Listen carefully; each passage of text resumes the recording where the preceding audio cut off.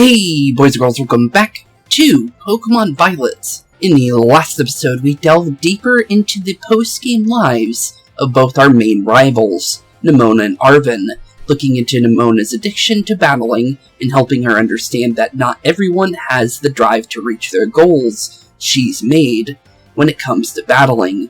And the other one, when it came to Arven, he wanted to find himself a path of his own that would let him express himself and help him be able to help others in his own unique way that me, Nemona, and Penny can't possibly do, choosing the path to become a Pokemon nutritionist, being able to help and cure injured and weakened Pokemon with the food he creates. Overall, a pretty wholesome adventure to end our stories for the time being with our main rivals of our journey. Since, let's be honest here, we're officially done with Clavell, Penny, Nemona, and Arven. And, well, Nemona and Arven were our biggest rivals and the biggest, connection to our main story. Even though, Penny and Clavell can still be counted as that, they were the real rivals of the game. So, with that being said, with them officially over until any kind of future storyline that could be added to the game for what I think is for the Hexagon Pokemon / the other two Paradox legendary looking Pokemon. Honestly, yeah, I think we're done with them. But we still have a couple things left to do. We still have Tyme, which is obviously Ryme's sister. We also have Rayfort, the other teacher that we have yet to really delve deep into. And then we also have our legendaries, of course. And then, finally, our Team Star rematches. So, we are getting really close to the end of this series. And, honestly, that means we only really have, 4 episodes left. Which is insane, just because, after everything we've done, it definitely does not feel like I'm not ready to end. But, well, we're about to run out of things to do, because all the plans that I had are officially coming to an end.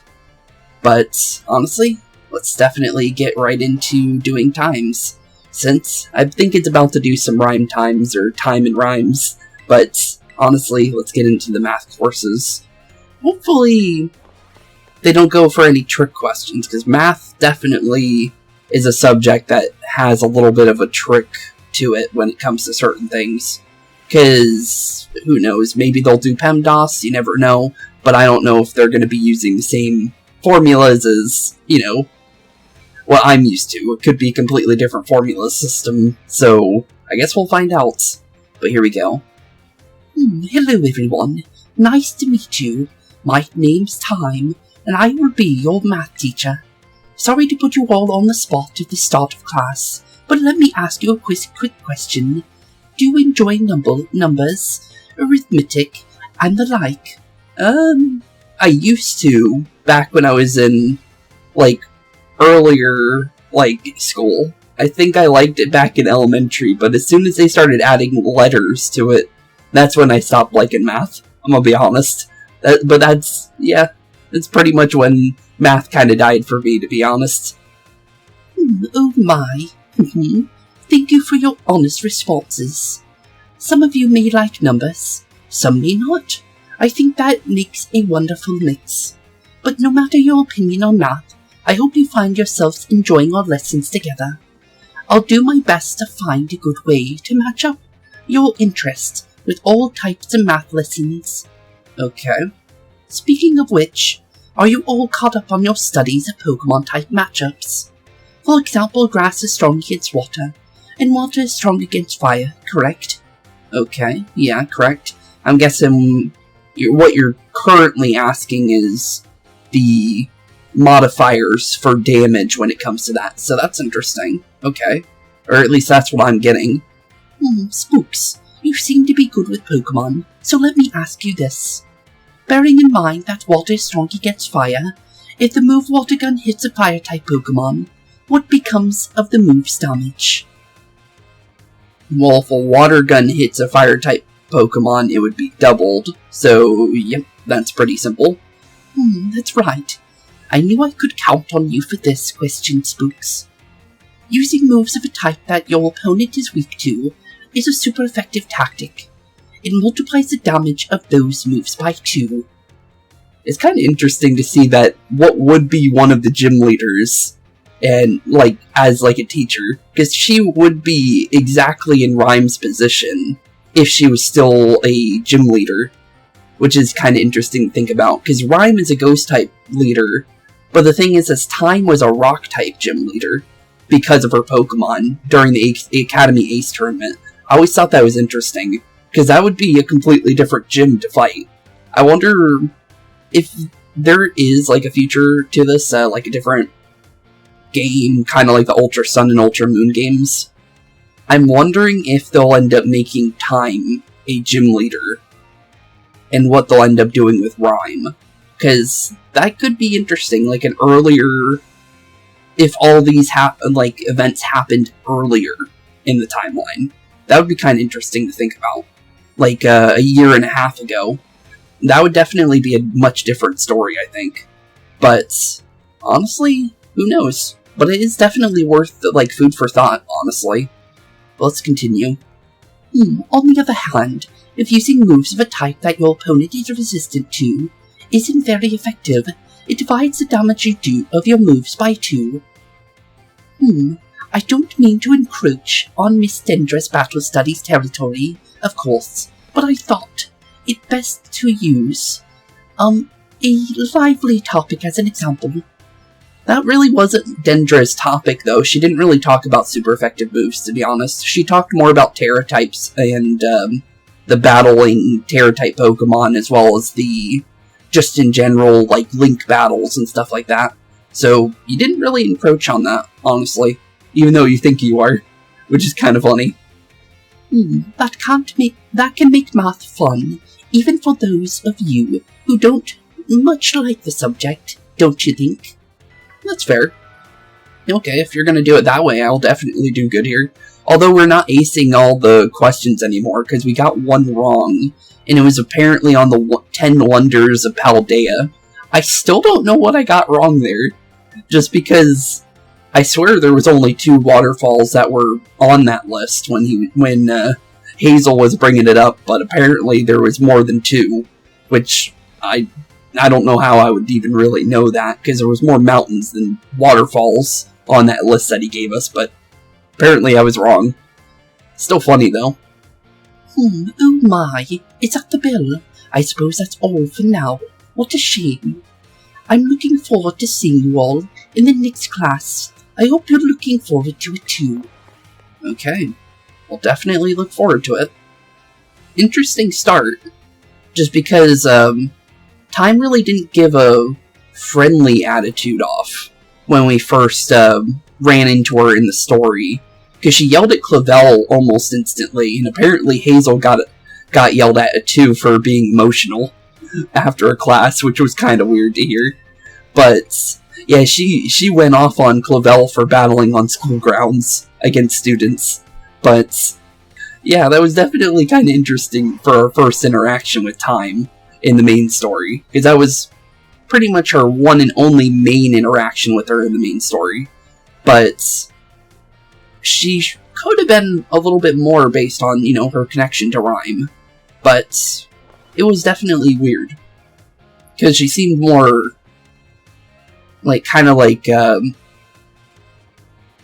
she had a snap personality based on what that seemed like.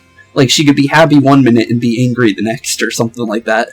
So, or bipolar, kinda, is the best way to kinda say it.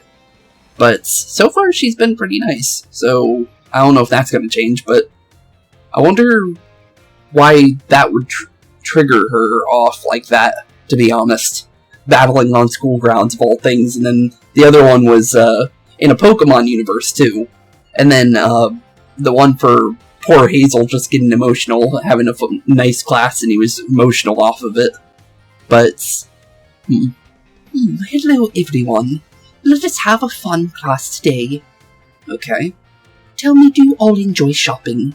Buying tasty bread, or choosing new clothes? Even just window shopping is so much fun. Yeah, those are all pretty fun. I'm guessing you want us to try and figure out how much a price of an object would be, I'm guessing. Because that would be pretty simple, I would think. So far, nothing hard, it seems like. But I feel like she could probably ask, like, a curveball out of nowhere, though. Based on the 10 Wonders of Paldea question for Hazel. In today's class, I'd like to use shopping, one of my own favorite hobbies. Mind you, to teach you all about math. I'm sure everyone has visited a Pokemart at least once. Well, technically the Pokemarts aren't the same in this region, but sure. They sell all sorts of Pokemon items. Pokeballs are one of the many useful items you can find there. They cost 200 each. Okay. Now then, I'd like you all to do some thinking with me here. Okay. One Pokeball is 200. If you had 2,000, and you bought as many Pokeballs as you could afford, how many would you receive? Well, this is a trick question, because if you were to buy 10 of them, you get a Premier Ball. So, it would be 11. Nice try, though.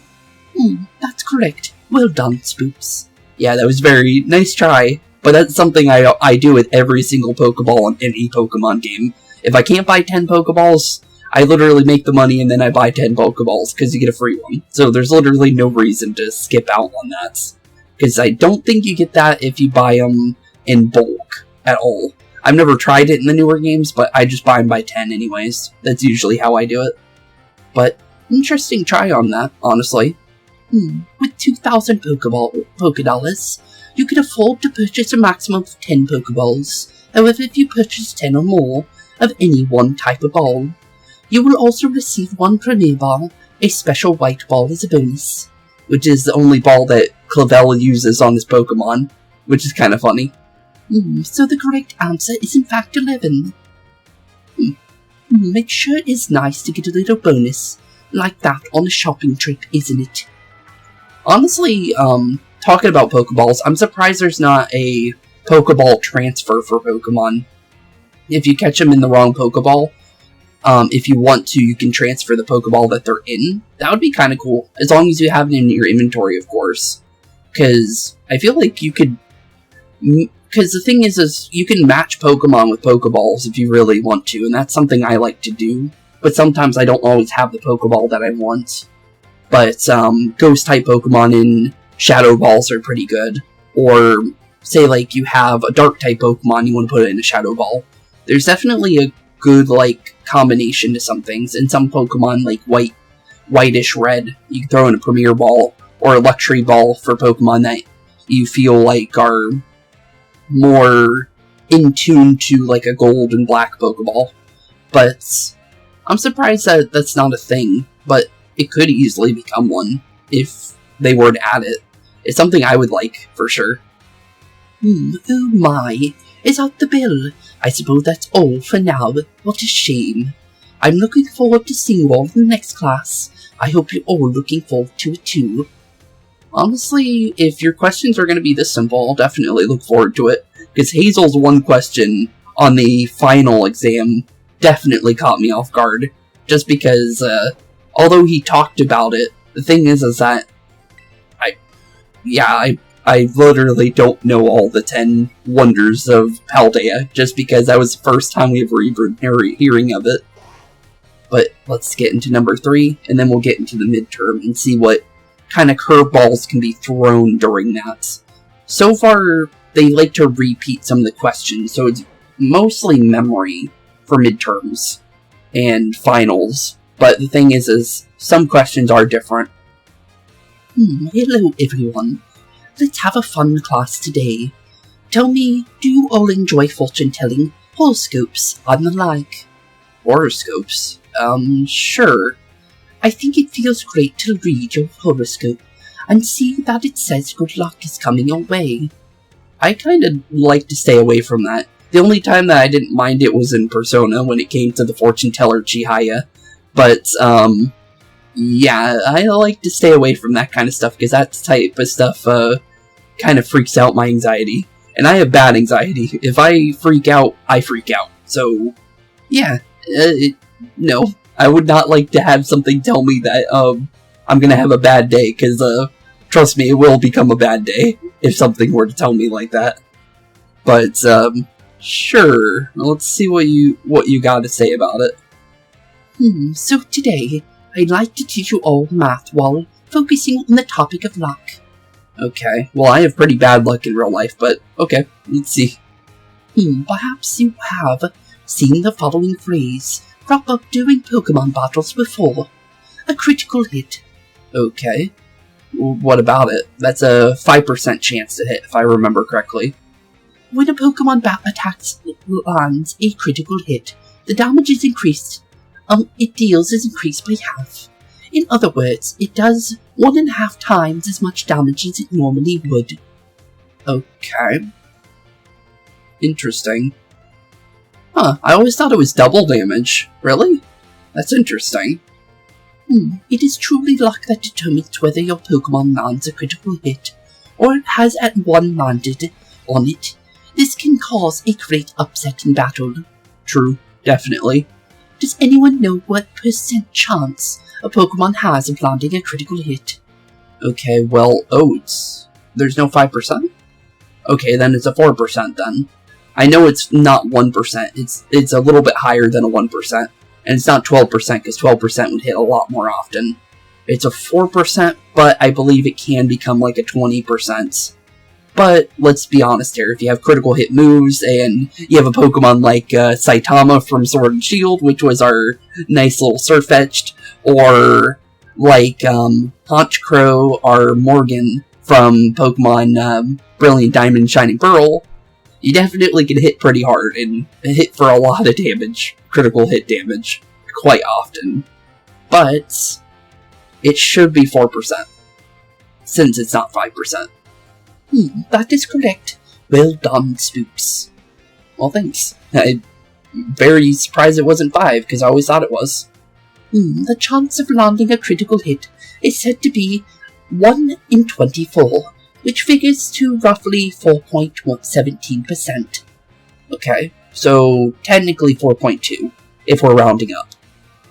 The odds are more favorable for certain moves, though. Why moves such as Stone Edge and Shadow Claw have about a 12% chance. And then increased from the ability, I believe it makes it 20, or 24, I think. I think it's 24. I guess this would tell us, because Focus Energy was another thing. Oh yeah, I forgot about Focus Energy for Saitama. Because we had the crit item, the crit ability, the Focus Energy, as well as the fact that we were using a critting move. So I guess we'll find out what the true damage of that was. You can also use a move called Focus Energy and an item known as Dire Hit. Both raise the critical ratio by 2 stages. There's a 50% chance to land a critical hit. Jeez. Okay, it goes a lot higher than I thought it was.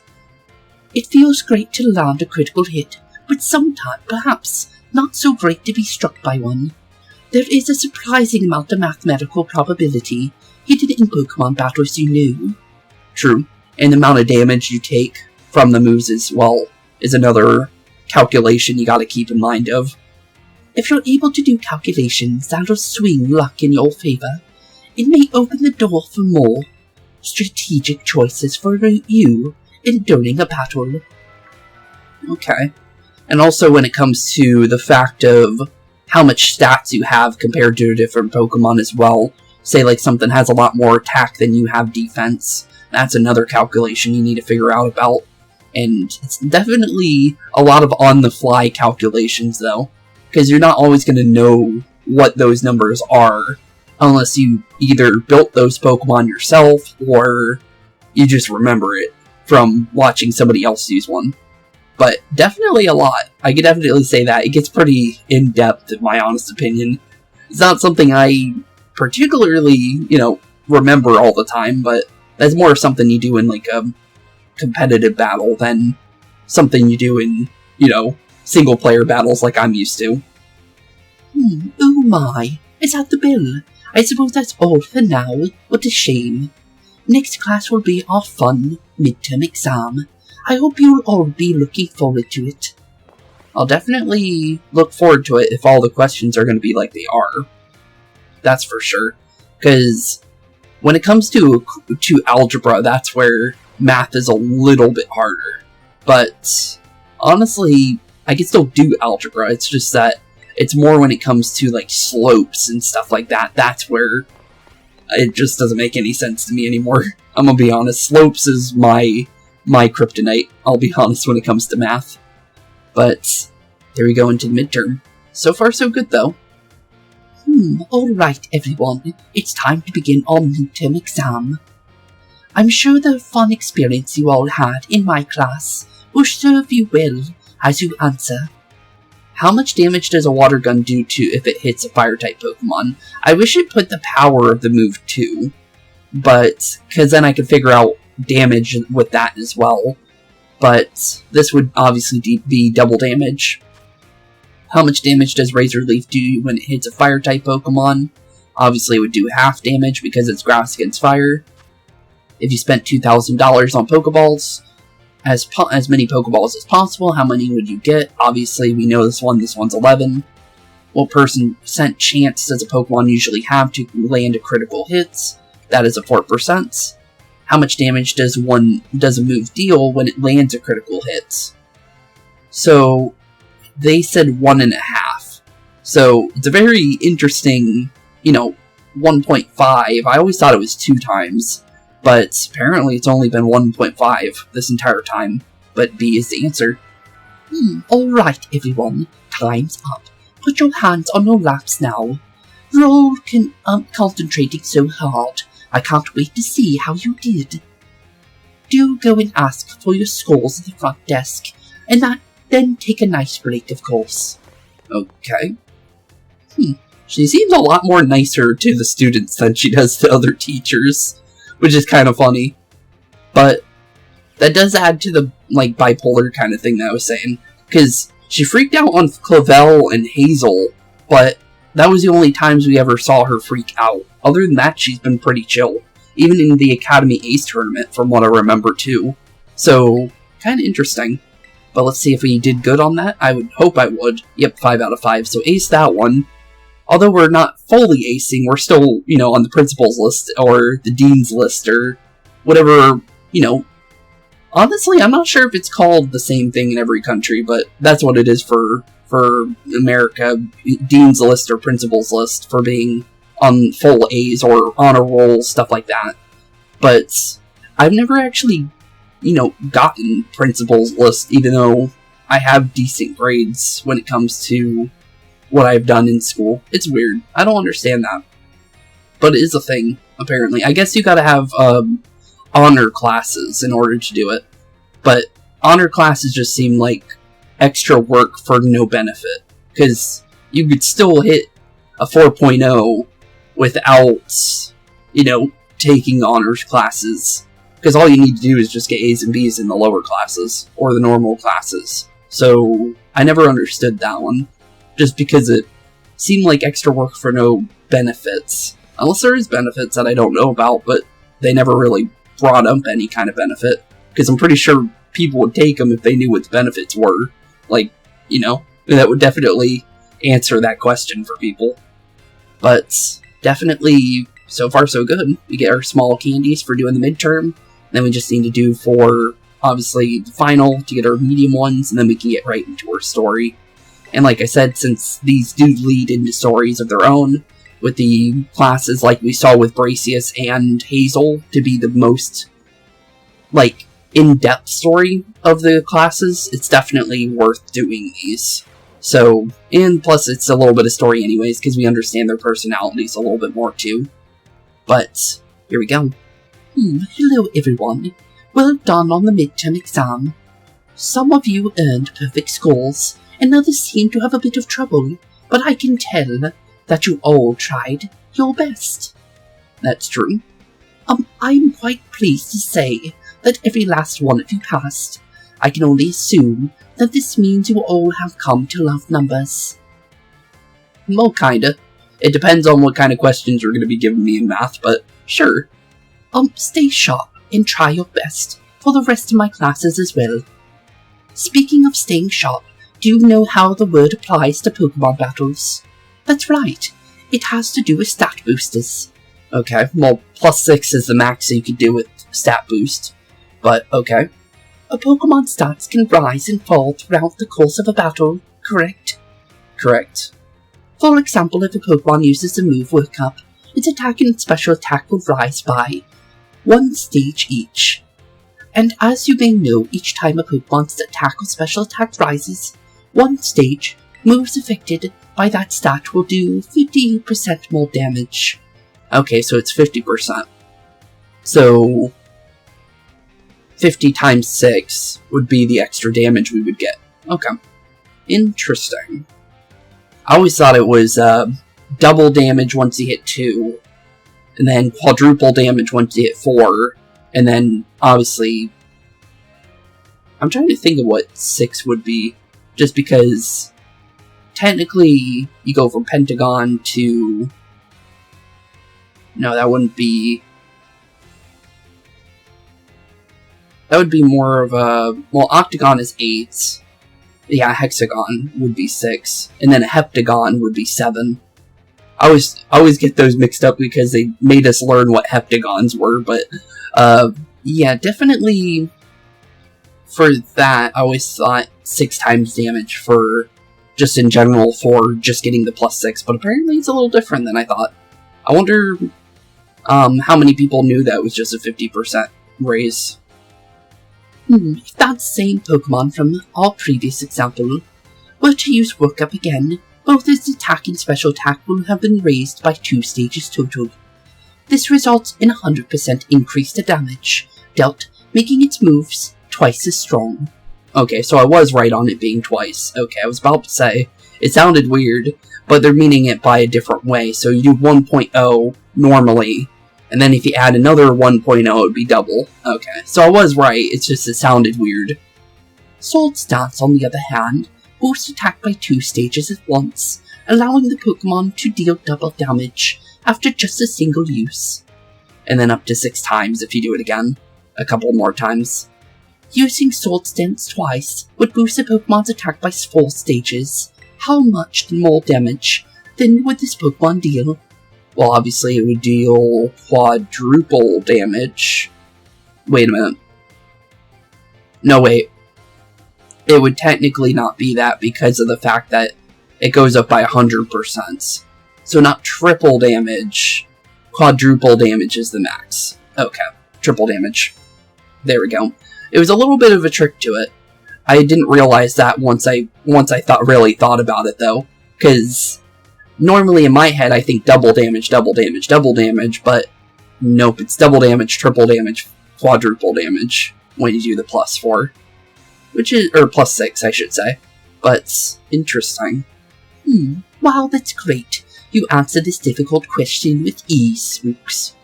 Each stage that a Pokemon's attack or special attack stat raises increases its damage by 50%, so being raised 4 stages would result in a 4 times 50%, or 200% increase.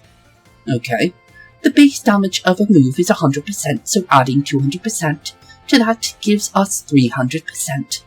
In other words, the next move the Pokemon uses will deal triple damage. Okay, simple. Type matchups, critical hit damage, and other factors all play into calculations as well, so even a small boost must be taken seriously. By the way, if a stat simply rose, that means it has gone up by 1 stage. If it rose sharply, that's 2 stages. And if it rose drastically, that's 3 stages. I haven't really seen drastically pop up much, but I think there's only specific ways of doing that, though. Just so you know, the X attack and X special attack items, which can only be used in battle, can be used to sharply boost these respective stats. Okay. I think, I'm trying to think of what item or ability does drastic. It's a very specific move, though, if I'm remembering right. Shell Smash, I think it is. I could be wrong. But there is very specific ones for it, though, because they don't want every Pokemon to have the drastic way of, raising their stats, because raising stats drastically is literally, can be a death sentence for some Pokemon.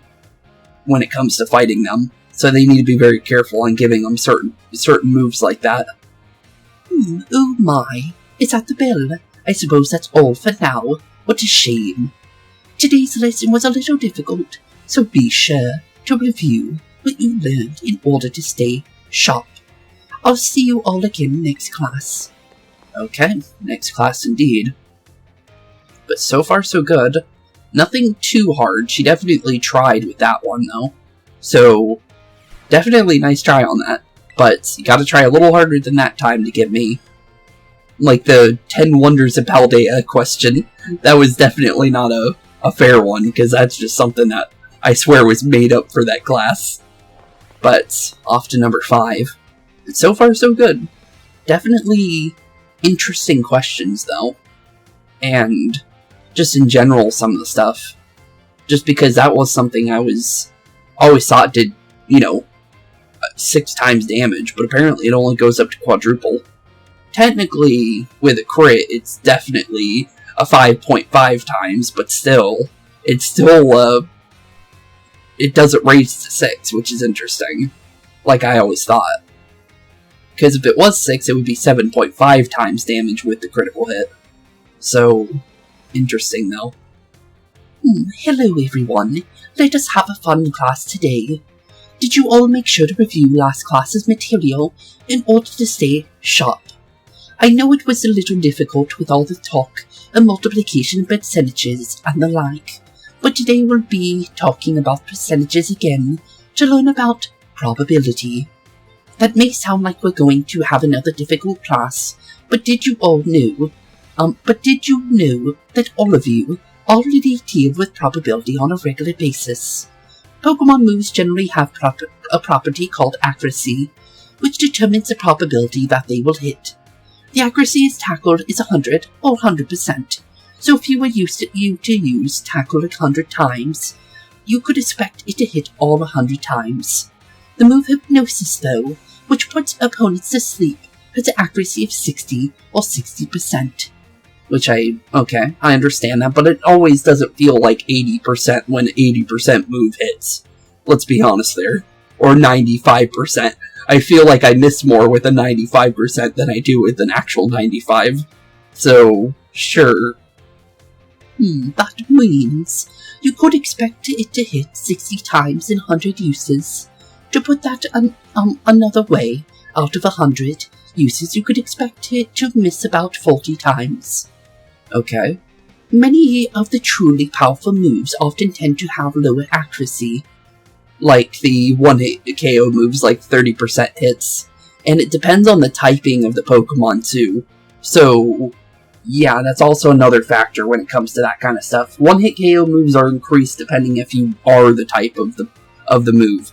And if you have a no-guard Pokemon that happens to have, like Fisher, like Machamp does, if you were to transfer it over from an older Pokemon game, yeah, it could be terrifying, for sure. But, yeah, definitely something you need to worry about, for sure, when it comes to certain Pokemon, because no-guard Machamp with Fisher is definitely a terrifying Pokemon from a transfer from the yellow, Pokemon Yellow version, or Red and Blue from the 3DS, game console, like, shop. But definitely, yeah, you need to be careful about those kind of Pokemon. But let's continue. So when you're deciding whether to go slow and steady with moves that are sure to hit or hard and fast with stronger but less accurate moves, you've already studied probability. Let me see here. Perhaps Surf and Hydro Pump would be good examples for this discussion. Normally you'd see 100% accuracy moves in competitive though, because the probability you don't want to deal with, because you want to always hit your moves. So, some people like to bring Sand Attack though, let's be honest there, but usually you want to bring 100% accuracy moves, because then you don't deal with probability. The only probability you deal with is if a chance you crit, or you raise your stats and you get your damage. That's usually something. But doesn't look like they're going to mention that, but that's definitely a thing. Surf has a power of 90, its accuracy is 100, meaning you can expect it to hit every time. Hydro Pump's accuracy is only 80, but when it hits, its power is 110. So between Surf and Hydro Pump, which move would you want to use yourselves? It depends on the situation, really. Yeah, it really depends on situation. Oh my, I see you're already considering various possibilities, Spooks. I may have made it sound like there was a correct answer here, but there's not. Yeah, there really isn't. You're free to use as many moves as you wish. No, you can only use 4. Gotcha on that one. But in regular Pokemon, they could use any move, any number of times they want. Let's be honest here when it comes to anime, but we're talking about the games here. Factors like PP, or power points, or number of targets, hit may take some moves more suited to certain situations. However, trading accuracy for power or vice versa is personally purely a matter of preference. The Surf vs Hydro Pump debate has been ongoing for quite some time. Okay. Personally, I'm more invested in debating the Rock-type moves like Rock Slide and Stone Edge. Because you get Stone Edge, you get critical hits if you were to hit it. So, technically Stone Edge in that one, to be completely fair.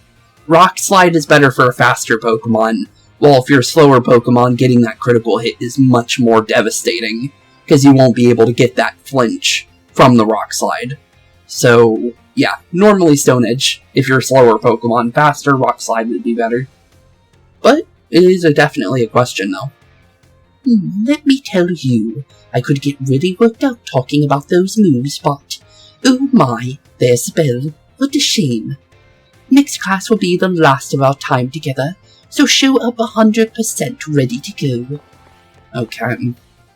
One last class, and then we end the final, and then we get into our story.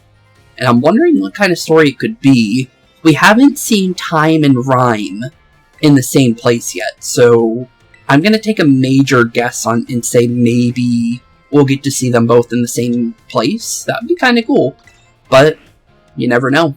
I guess we'll find out.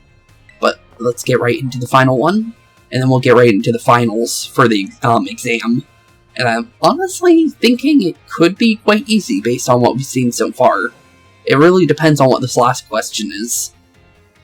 Hello everyone. I hope we can have fun once again today for our last class together.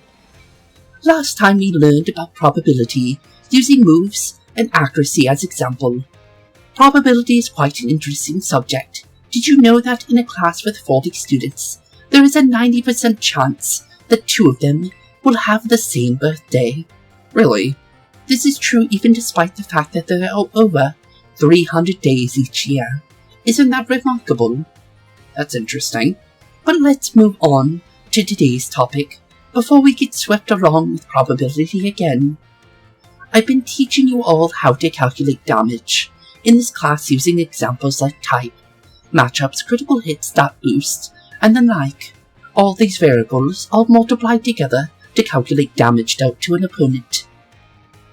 Okay. However, did you know that there is even a simpler way to increase the damage of your Pokemon's moves? Okay. What do you mean? All you have to do is have your Pokemon use... Oh, same type attack boost. Okay. Not many people know about that, so that's a good one to have for the final one. Pokemon use a move it shares a type with.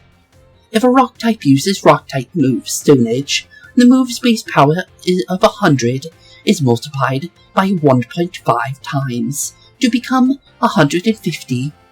Ground and Rock types may seem like similar types, but if a Ground type Pokemon uses Stone Edge, the move's power will remain 100. Super effective moves and critical hits also add multipliers onto this little numerical increase, so it must most certainly must not be taken lightly. Okay, interesting. Let me ask you a question to see if you understand what I'm talking about here. So you have a move of a power of 100. If a Pokemon that shares a type with this move uses it and hits opponent that is weak to that type, what happens to the move's power? Well, let's see here. Well, it would be 2 times, so the power would be 300. Since 1.5 and 1.5. Okay. You did that calculation all in your head. Well done, Spooks. And pretty quick too. It's pretty simple. First, using a move that shares a type with its user multiplies the move's base power of 100 by 1.5, making the power 150. The fact that the opponent is weak to the move type then doubles the power from 150 to 300. The original power the move ends up being tripled. Isn't that amazing? That's pretty cool.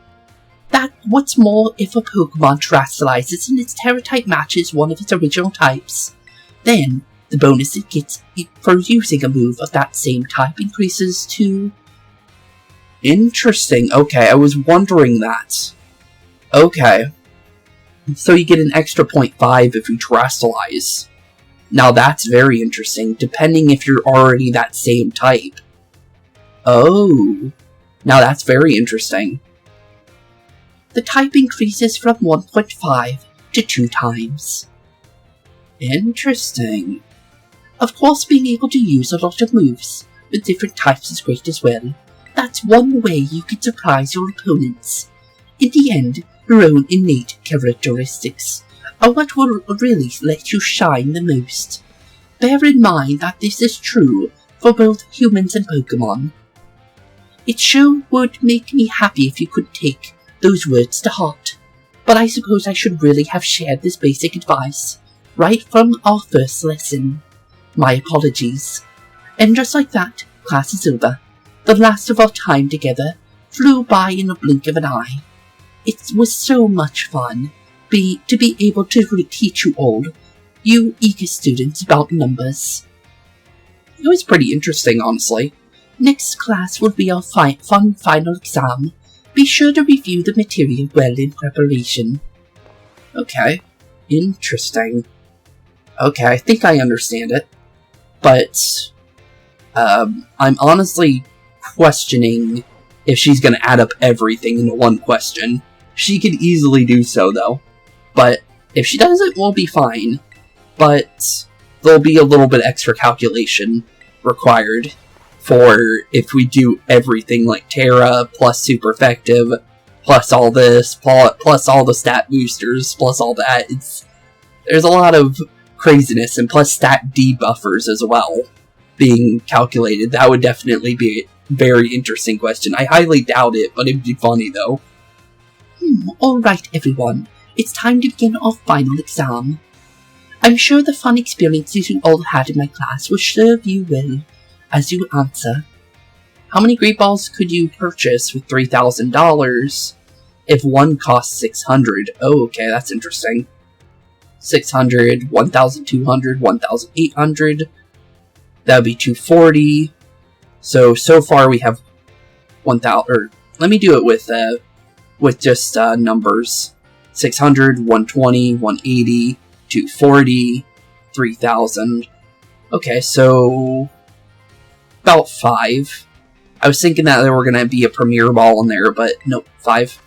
Okay, if a Water-type Pokemon move with a power of 100 lands a critical hit on a Grass-type Pokemon, what would the move's power be? Well, it halves it, but it's a critical hit. So it goes to 150, and then it halves, so it would be 75. Under normal conditions, what % chance does Stone Edge have to land a critical hit? Well, it has a chance of critting. Now that's a good question. Well, it can't be 4 if it's a normal crit. So it's got to be 12 here. Okay. If a Pokemon uses Swords Dance twice to boost its attack by 4 stages, how much damage would the physical moves then do?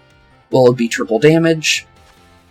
If a Rock-type move, whose Terra type is Rock, terrestrializes, well, what will the power of its Rock-type move be multiplied by? Okay, well, Rock and Rock, that would be 2. Okay, that should be it. Alright everyone, time is up. Put your hands on your laps now. This test was a culmination of all I taught you, and I'm sure you all just did just fine.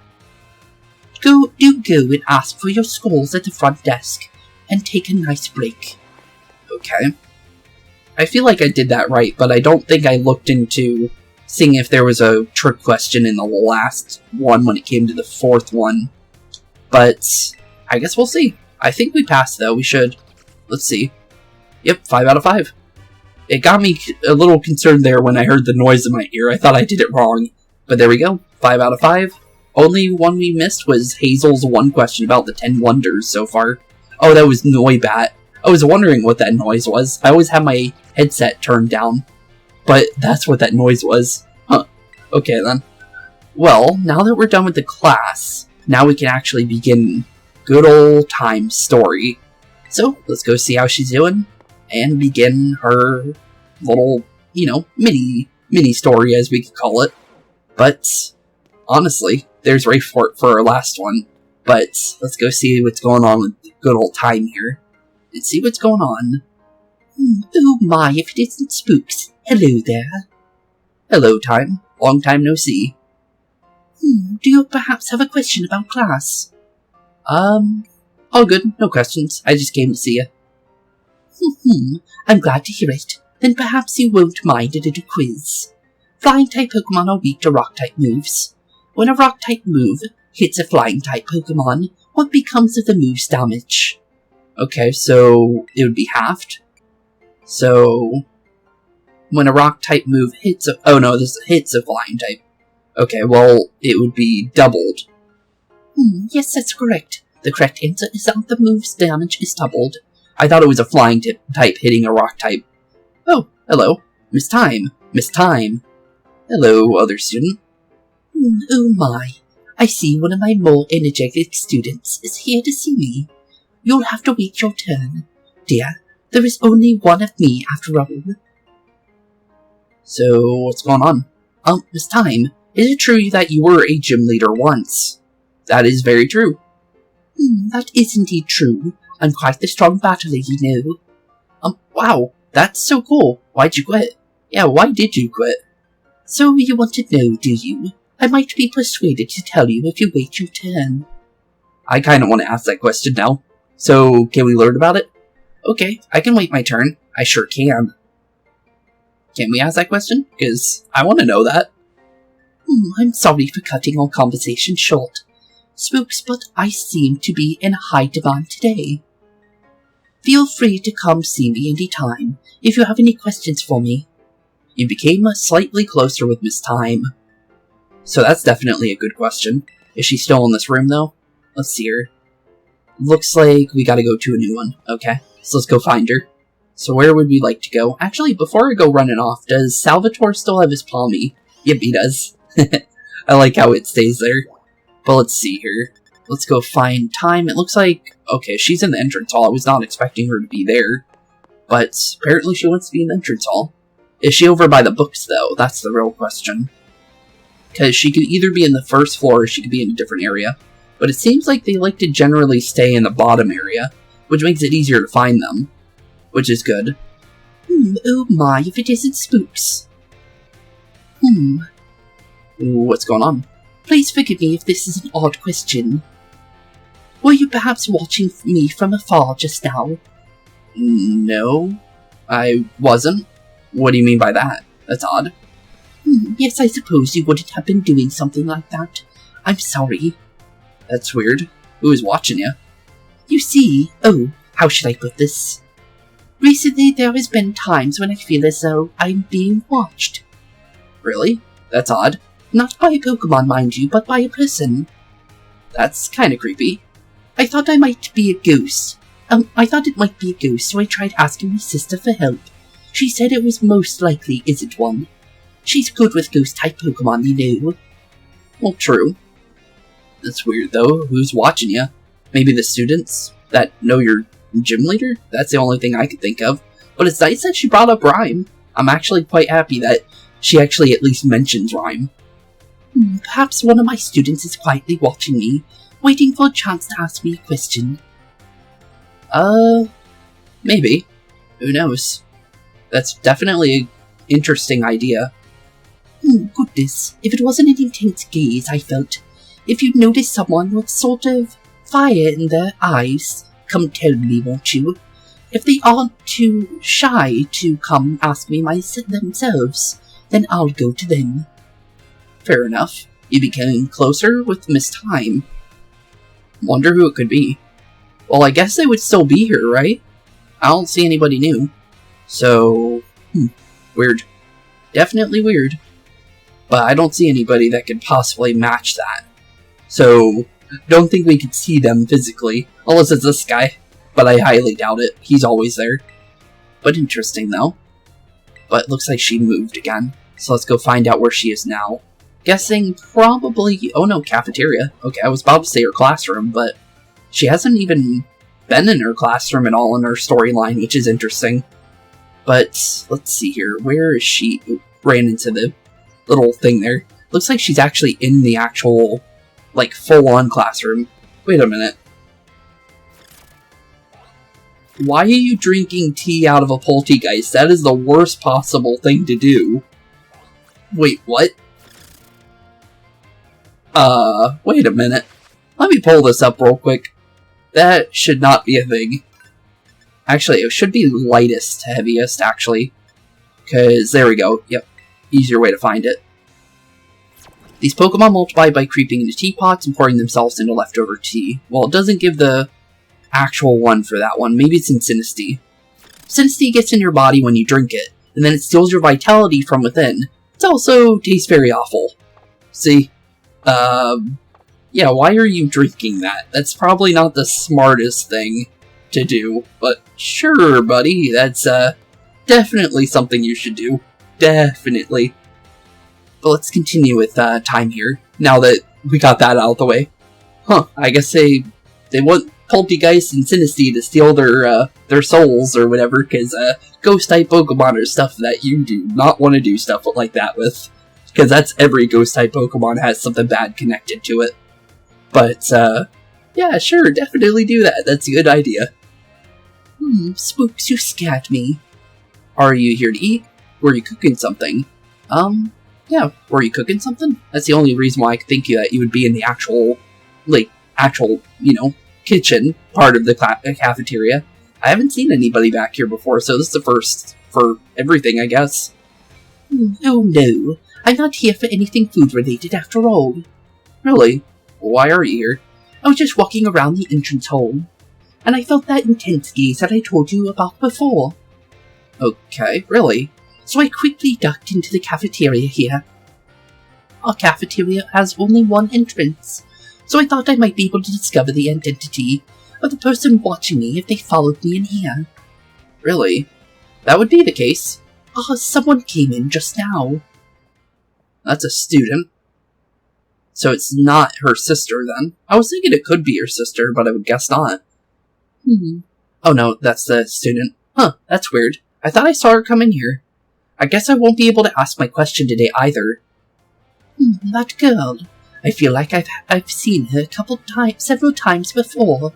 She seems to be a student here, but I get the feeling that her question is not about her studies. It's interesting. Next time I see her, maybe I'll go start up a conversation. It could have been a little scary being here on my own. I'm glad you were here with me. Fair enough. You feel trusted by Miss Tyme. Wonder what kind of question it would be if it's not connected to studies. But we're done here, so I'm guessing maybe her classroom now. Oh no, the schoolyard. She's the first teacher that wasn't back in her main room. That's weird. Huh. I'm surprised about that one. So what's the point of Miss Tyme's classroom if you're not gonna, you know, have any storylines in there? Well, obviously there was one storyline going in there, I think, of another student going there. Oh look, Gyarados and Magikarps. And then I see them walking around Gengars all over the place, which is kind of funny, because of the fact that Ghost-type Pokemon like the dark, and that's the only time you can really see Ghost-type Pokemon, is when it's dark out. But, honestly, what's your final one, Tyme? Because so far it's been pretty interesting. Spooks, help me keep an eye out, would you? I've set up a little ambush here for that girl who keeps watching me. She'll be here any second. An ambush? Why? That would kind of freak her out, wouldn't it? Well, you see, it's not a Not a very pleasant knowing she's just staring at me all the time. And now I know what she is like. She looks like after seeing her in the cafeteria. Fair. Oh, there she is. It's you, isn't it? You're the one who's been secretly watching me recently. Well, she finally came out. Tyme, how'd you know Well, we saw you go into the cafeteria. We set up an ambush beforehand. Or, technically she did. But still, though. I guess you must have noticed me. I'm sorry. Well, of course I noticed you. You were watching practically all day, every day, after all. I assume there's something you must have wanted to ask of me. Yeah, what kind of question would you want if you were, stalking the teacher to ask her the question? Yes I do. I've been a huge fan of yours since your time as a gym leader, and I love rock-type moves so very much. Okay. Oh my. But you just suddenly retired from your post as gym leader a year and a half ago. Why did you quit? My goodness, is that all you wanted to ask? Well, they needed new teachers for the school. We do know all the teachers and staff got fired, or not fired, but they quit. So they need to hire a whole new staff, base in general. So, Tyme ended up being one of them, is what my guess is. But maybe she'll change her idea here. I guess we'll find out. Yes, your reason for retiring was never made public. But it was well known among the students here that you just avoid the question any time it's asked. I thought it would be rude to ask you a question that you don't want to answer, so I couldn't find the courage to ask. So that's why your gaze felt so intense. I see. Forgive me. So very intense, you say? Never mind that. For the reason I quit my job as gym leader, I simply wanted to focus more on my job as a teacher. Oh, so she was a teacher and a gym leader. Oh, okay, that makes a little bit more sense. So not all the staff quit like we thought. Interesting, because it sounded like it specifically said all the staff quit. But she was already here still. Huh, interesting. It's not that I dislike being a gym leader, or anything of the sort. Quite the contrary, talking about the gym fills me with feelings of nostalgia and sadness. Sadness? That's why I always avoid answering the question when students ask. Oh, I see. Do you have any plans on becoming a gym leader again? Is that a question? Oh, nope, not at all. Huh, interesting. I thought she would, but... Well, if they do what I said, well, she could be the gym leader again. Because that would be interesting to see what this journey would be like a year and a half ago. If they were to do, a remake game like Ultra Moon and Ultra Sun and Ultra Moon. Because that game came out after Sun and Moon. So, it's possible, but who knows? Interesting. I'm still wanting it to be an update where they add some more stuff instead of it being a DLC like Isle of Armor or Crown Tundra. But the only way we're going to get extra story in this game, I feel like, is going to be a DLC if they do it like that. Or could be a mystery gift and you just get the Pokemon, but I do hope they go more in depth with the Hexagon Pokemon and the Paradox Pokemon, though. But who knows? No, I'm afraid I do not plan to do so. My sister is doing a splendid job as a gym leader in my stead. I'm pretty sure Ryme kind of misses her time as being a rapper, though, outside of being a gym leader. But maybe they both like their new ways of life a little bit more than we realize. I personally find being a teacher more enjoyable these days, but since I am in fact your teacher, I would appreciate if you would call me Miss Tyme, as students do, and not just Tyme. Okay. Okay, I'm sad to hear that, but I understand. Thank you so much, Miss Tyme. Well, I suppose that solves the mystery. I guess so. I was expecting Ryme to have a little bit more tied to this story, but she was slightly in it. But we never actually got to see them both together at the same time, though, which is weird. I'm surprised that that's the case. That made me so nervous. I said so many things to try to sound cool. I was certainly a little scared when I felt that girl's intense gaze on me.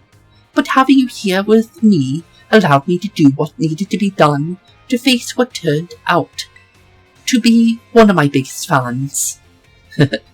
I must thank you for always showing up at just the right time, Spooks. No problem. Allow me to show you my appreciation a little. I hope these help you on your adventure. Obtained 50 Rock Terra shards. Thanks. I'll take them. Not really super good, but I'll take them. They're still helpful. You formed a close bond with Miss Tyme, and technically we don't need them because we have the Rock Terra type for, Garganackle / just in general for Mars. But I'll take them, nonetheless. If it isn't Spooks, I'm glad you seem to be doing well. Well, looks like we're done with time then. So, with that being said, there is only one more Uva Academy storyline to do, being Rayfort, since we've already done Jacques during the main course of the game by doing the Pokedex. So, with that being said, in the next episode we will be beginning the final teacher of our Uva Academy stories, and then after that, Legendaries is definitely something to ensue into, and on top of that, we'll be finishing up Jacques during the Legendary, Jacques, I don't know why I said Jock like a, like, obviously, the jocks of the school, but the thing is when we do the Legendaries, we'll be having, every single Pokemon, so, well, we'll obviously be finishing Jacques in the Legendary episode. So, with that being said, we are now on to what would be the last 3 episodes of our story until anything else is added, which is kind of sad to say, but all good things must come to an end, right? So, with that being said, thank you all so much, so much for joining me for the series so far, and with the series slowly but surely coming to an end, it's been a blast hanging out with you guys, it always is. So, with that being said, keep being spooky, have a wonderful rest of your day, and we'll see you all in the next one. Peace out. Hey boys and girls, thank you all for watching today's episode. If you liked what you saw today, please leave a like and maybe even subscribe. And hit the bell notification down below. If you guys have any kind of suggestions for games, please put that in the comments down below as well. Thank you all for watching today's episode, and keep being spooky. Peace out, guys.